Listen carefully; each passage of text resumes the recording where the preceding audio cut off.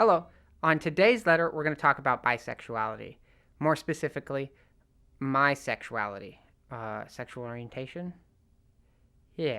Uh, as you kind of notice, this is a string or a set of letters or episodes, or however you want to call them, uh, kind of talking more about me specifically, my history, to kind of um, build up a reputation of conversation here about who I am as we move forward. I use the label bisexual because it is the most meaningful to me. I think it's the most accurate. There is debate about the whole like pansexual and polysexual and what those means and how that is regarded with bisexuality and all of that good stuff. People that are tuning into this are probably a lot more savvy than your average person about sexual orientations and genders and labels and all of that fun jazz. But for those who are not tuning in, or yeah, for those who are not tuning in, I feel like bisexuality is a very good label. Most people kind of just see things as boy or girl. Bam, gets the point across.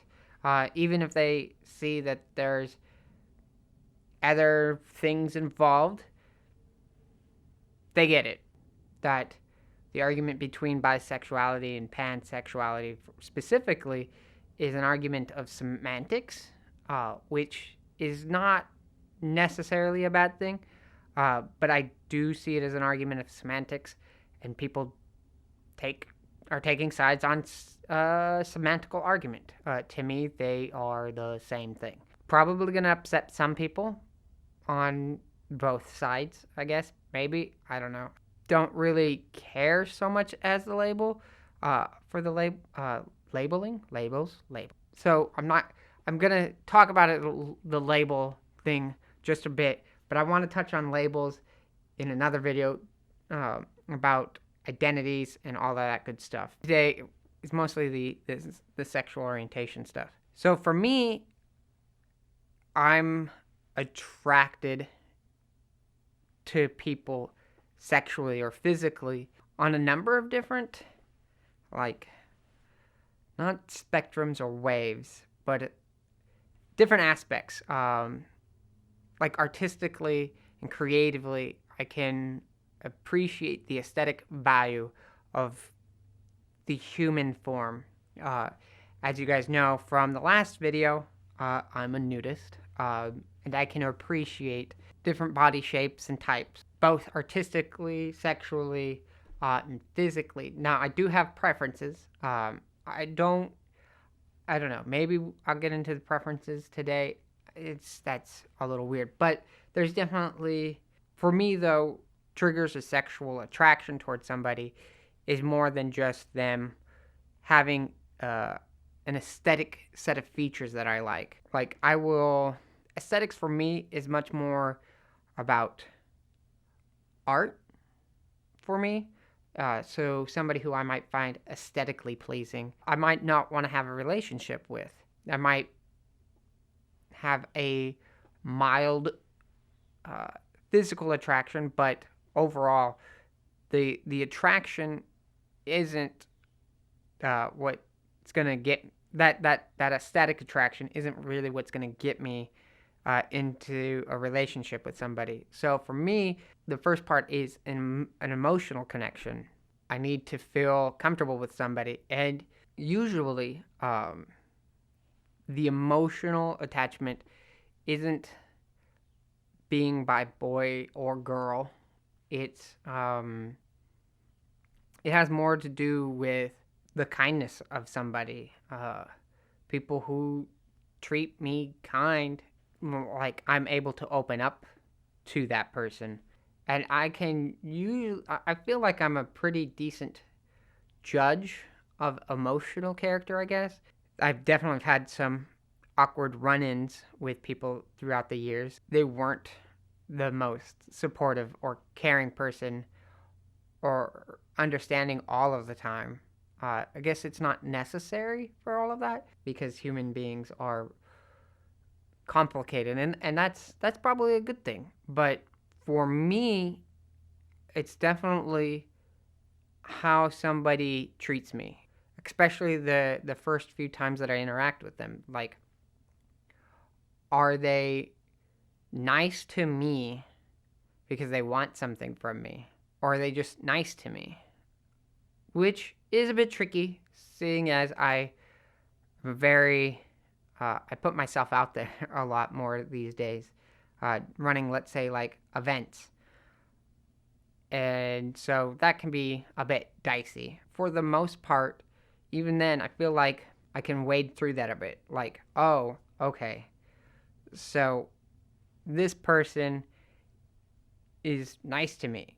Maybe they're just looking for a friend. And all of the people I've had a relationship with, we're friends first. Like, I haven't, like, just started dating somebody or, like, asked somebody out and, like, had a relationship with them. Usually it's a friendship and then something else transforms over time. Now, for me, I'm also polyamorous or ethically non-monogamous, meaning I don't believe in limiting myself to just one romantic or sexual or emotional partner, which is great for that whole attracted to, you know, different aspects of the human form. And next episode, I am gonna talk a bit more about gender, because I was gonna maybe do that episode first, but I don't know. This one felt better, felt righter. That's wrong. And then after that, I'm gonna talk about polyamory, the non-monogamy stuff. So stay tuned to that. But bisexuality for me, or sexual orientation for me, is kind of a, like, homosexuality, heterosexuality, bisexuality, and anything else you want to put in there. I know a lot about the other things.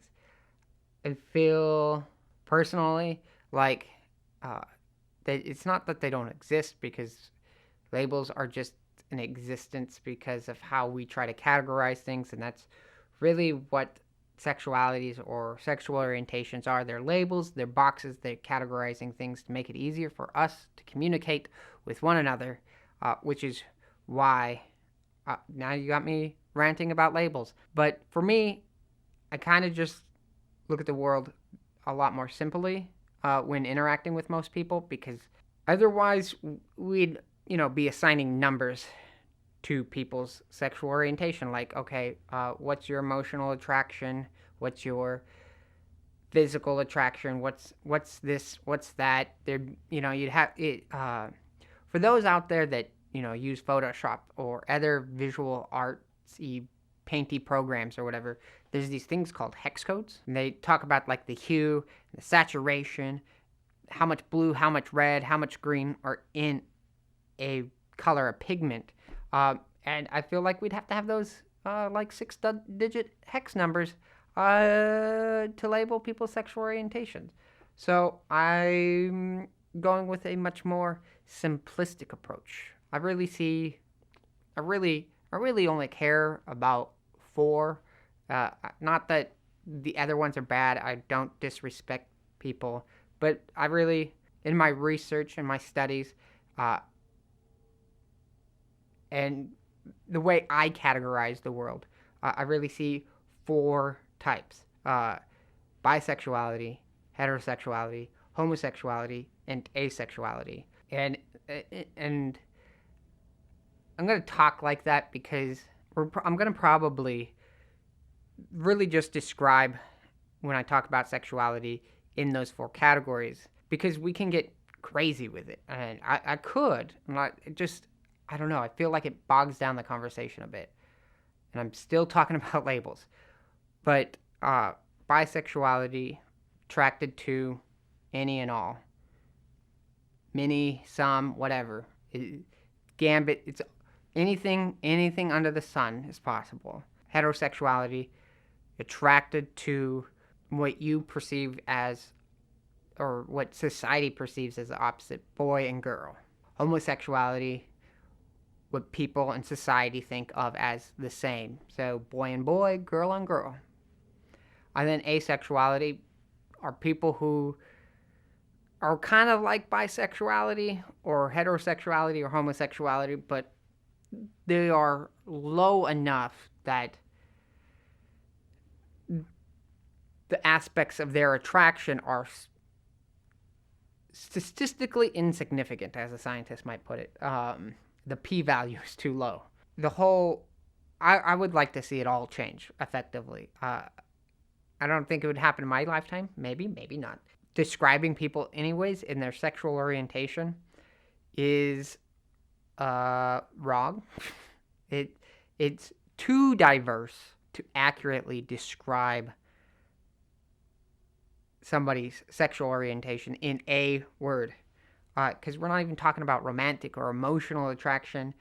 There's so much. So, for the sanity of it all, I use four labels when discussing things, because it's easier, and so that's why I pick bisexuality, is because I am not asexual, I'm not heterosexual, and I'm not homosexual, leaving one category, one label to put myself in. Another crazy opinion, thought, I also think that 90% of the human species falls in that category of bisexuality to some degree. 90%, maybe higher. This is very back of the envelope kind of math. And I believe that 4 to 5% heterosexual, 4 to 5% homosexual, and then 1 to 2% asexual.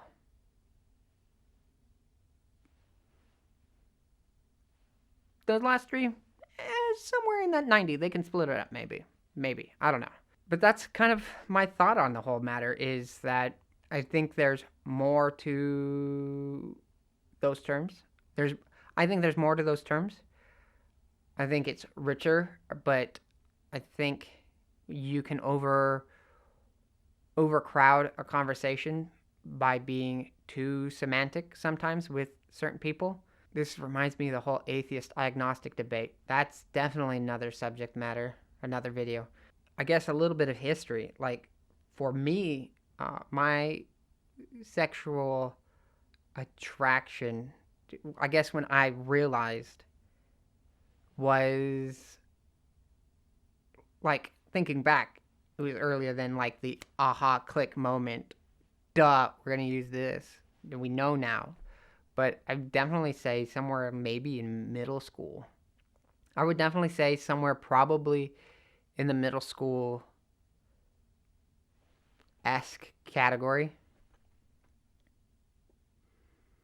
But technically, probably after high school, as I talked with people and kind of started to think about who I am and what I wanted. My interaction with people on this subject has been a little weird. I'm kind of out of the closet. Not a lot of people know. So that's a thing. What would you like to know? Because one of the reasons why I'm stating and creating these videos, or at least this jumpstart, is to let other people know that it's okay. Like, I don't have some great following. I don't know if I'm being brave or courageous by saying the things that I am, but I know that it's important to speak up about things that are important to you and not to live in the shadows. I also think that not all communities centered around identities of an individual, like a sexual identity, are the only place. I think we are finally growing into a place that we don't need to flock to just one type of group. That people have different opinions and thoughts and values. Like I know some people think it's stereotypical. You're poly because you're bi. Oh, that sounded funny. Polyamorous and you're bisexual, or you're a nudist. See that and an atheist and all these other things because you're heathen, and all these things start to stack up, and people start to be like, oh, see, this is just heathenistic, blah blah blah blah blah blah. You don't have to watch this content or get enjoyment or information from this content if you don't agree with everything I believe. That's not my point. I want to talk about the different aspects, and maybe, coming to this channel, these videos, and then you watch something else where I talk about another subject matter, maybe you're like, oh man, I was uncomfortable to maybe mix those two together because I get the sensation that this thing and that thing, those worlds don't collide, and you don't want to split yourself up too much. And I totally understand that. And that's the important thing. You don't have to be stuck in one place. And I feel like, to a degree, like my attraction to the multiple possibilities of things has helped me see that there's not so much limitations. And if I take anything away from my sexuality that isn't just my sexuality, would be in this day and age, and how people have perceived it, how people have fought for it, how people interact with it. You can still be strange in a group of strange people, or the outsider within a group of outsiders.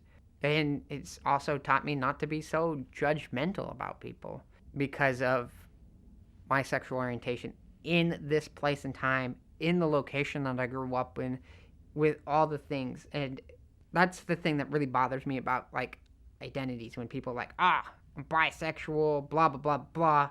Is there so much in life, and that's latticed together, that we aren't one aspect. But I feel like it's a little important for me today to talk about this one aspect a little bit, just a little bit on the surface. I hope you enjoyed my off the cuff ranting. If you like these videos, click the like button, click the subscribe button, leave a comment, click the dislike button. I don't care. Just interact with it. Tell a friend. Tell lots of friends. I don't know. All that normal social media stuff. Yeah. And I'll see you next time. Well, in 3 days. Unless you watch the other stuff I do. Then you'll see me sooner. Like tonight. You'll see me tonight. Watch my Pokemon stuff too. Yeah, I'm energized and promoting myself. So, okay. I'll see you later.